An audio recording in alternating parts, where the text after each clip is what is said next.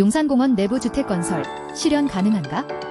정부가 지난 13일 발표한 공급대책에서 용산공원 내 어린이정원을 비롯한 공원 본체 부지 내 주택 건설 추진 계획을 공식화하면서 용산공원 개발을 둘러싼 찬반 논쟁에 불이 붙었어요. 지난 20년간 공원 이외 용도로 개발이 금지된 미지의 땅의 주택 건설 추진을 공론화한 것은 이번이 처음이어서요. 이미 서울시와 용산구, 인근 주민 등은 용산공원 내 개발에 즉각 반대 의사를 표명하는 등 대립각을 세우고 있어 공원 개발 찬반을 둘러싼 갈등도 본격화될 전망이에요. 용산공원의 10만호 비대통령 대선 공약 비식년 금지법 개지나 2007년 노무현 정부에서 제정된 용산공원 조성 특별법은 미국이 반환한 용산 미군기지의 부지 중 본체 부지 전체는 반드시 공원으로 조성하도록 하고 공원 이외의 목적으로 용도 변경하는 등의 행위를 금지하고 있어요. 현재까지 용산공원 일대에서 개발이 추진되는 곳은 미군기지 이전과 공원 조성 비용 목적으로 복합시설 조성지구로 지정한 유엔사와 캠프킴 수송부 등 공원 주변의 산재 부지들이 전부요. 정부가 용산공원 본 땅의 주택 건설 의지를 공론화하고 나선 것은 낙공을 외치는 정부 입장에서 택지 고갈 상태인 서울 도심에서 민간 정비 사업 외에 신규 주택 용지가 확보가 여의치 않다는 현실적인 고민이 반영된 것으로 해석돼요. 용산 주택 개발은 이재명 대통령의 대선 공약이기도 해요. 이 대통령은 2022년 대선에서 서울 도심의 주택난 해결을 위해 용산공원 일부 부지와 주변 반환 부지에 총 10만 가구의 주택을 짓고 전량 청년 기본주택으로 공급하겠다는 공약을 발표했어요. 용산공원의 면적은 전체 300만 제곱미터 규모로 이 중 어린이정원은 약 30만 제곱미터로 10분의 1을 차지해요. 건설업계는 어린이정원 부지에 주택을 지을 경우 용적률, 층수 등 개발 계획에 따라 다르지만 용적률 300% 적용 시 전용면적 59에서 84제곱미터 주택 5천에서 6천 가구, 용적률 500%로 상향시 1만 호까지 가능할 것으로 봐요. 정부가 이곳을 청년 및 신혼부부 전용 기본주택으로 짓는다면 소형 공일 개발을 통해 최대 2만 가구까지도 지을 수 있다는 게 업계의 관측이에요. 그러나 이 정도로는 이 대통령의 대선 공약의 10만 호에 크게 못 미쳐요. 김윤덕 국토교통부 장관은 8딜 3대책 발표 다음날 기자들과 만나 어린이정원이라고 하면 좁은 개념이고 용산공원 전체를 고민하고 있다면서 어린이정원 이외의 부지 가운데 일부도 주택용지로 활용할 수 있음을 시사했어요.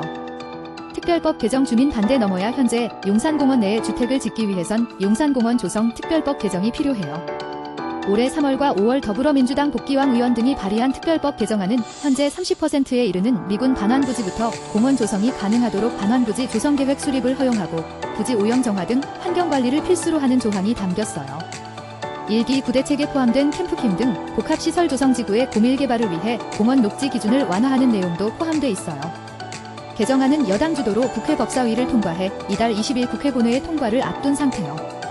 이 법안이 통과되더라도 곧바로 본체 부지를 주택용지로 전환할 수 있는 것은 아니에요. 용산구와 인근 주민 등은 공원의 부분적인 개발을 허용할 경우 조성계획을 바꿔 주택부지로 활용하는 것은 시간 문제라며 법 개정에 반대하고 있어요. 오세훈 서울시장도 서울의 마지막 대규모 도심 녹지인 용산공원을 훼손해 주택을 공급하는 것은 매우 신중해야 한다며 반대 의사를 분명히 했어요. 시민들은 특별법 개정 반대와 용산공원 부지 내 주택 공급을 추진 중단을 촉구하는 국민청원을 진행하면서 용산공원 개발을 둘러싼 갈등이 심화할 조짐이에요.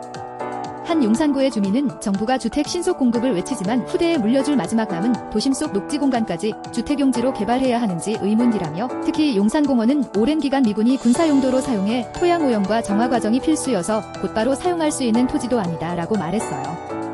법 개정과 함께 공원 부지 내 공공주택용지 지정은 지자체 동의 없이도 정부가 강행할 수 있지만 정치적 부담은 정부 몫이에요. 전문가들 주택 공급 부족 고려해야 vs 사회적 합의 필요 용산공원 개발에 대해선 전문가들 사이에도 신중론과 개발론이 엇갈려요. 후대를 위한 자산으로 남겨둬야 한다는 의견과 주택 공급이라는 난제를 풀 현실적 대안이 필요하다는 의견이 나뉘는 분위기예요. 임명을 원한 한 대학 교수는 현재 광역급 행철도 개발 속도를 보면 주택 수요를 도심으로 집중시킬 것이 아니라 서울 외곽으로 뻗어나가도록 하는 것이 메가시티 건설을 위해 바람직하다며 용산공원은 서울 도심에 남은 유일한 녹지 공간으로 미래를 위해 남겨둬야 한다고 말했어요. 이에 비해 일부 도시계획 전문가들은 도심 주택난 해소를 위해 녹지 공간 훼손을 최소화하는 차원에서 개발을 검토할 수 있다고 봐요. 김진유 경기대 도시교통공학과 교수는 용산공원 조성 모델로 언급되는 미국 뉴욕의 센트럴파크는 도심 빌딩 숲과 붙어 있어 일상과 곧바로 연결되고 혹은 800m로 성인이 도보로 10분이면 횡단이 가능한 크기라며 그에 비해 용산공원은 면적이 넓고 도로 등으로 단절된 공간이어서 시민들이 이용하기 좋게 공원 크기를 효율적으로 정리하면서 일부는 주택 등 개발용지로 활용할 수 있을 것으로 본다고 말했어요. 공원 조성에 막대한 토지 오염 정화 비용이 예상되는 만큼 부지 일부를 주택용지 등으로 개발해 환경 비용을 충당해야 한다는 주장도 나와요. 김현수 단국대 도시계획부동안학과 교수는 용산공원은 100만 평에 이르는 광대한 부지로 주택 공급도 가능하고 후세대를 위한 녹지 공간 조성도 가능하다며 도시의 지속 가능성을 살리면서 주택정책 목표도 살릴 수 있는 절충안을 검토할 필요가 있다고 말했어요. 개발에 앞서 충분한 사회적 합의가 필요하다는 지적이 많아요.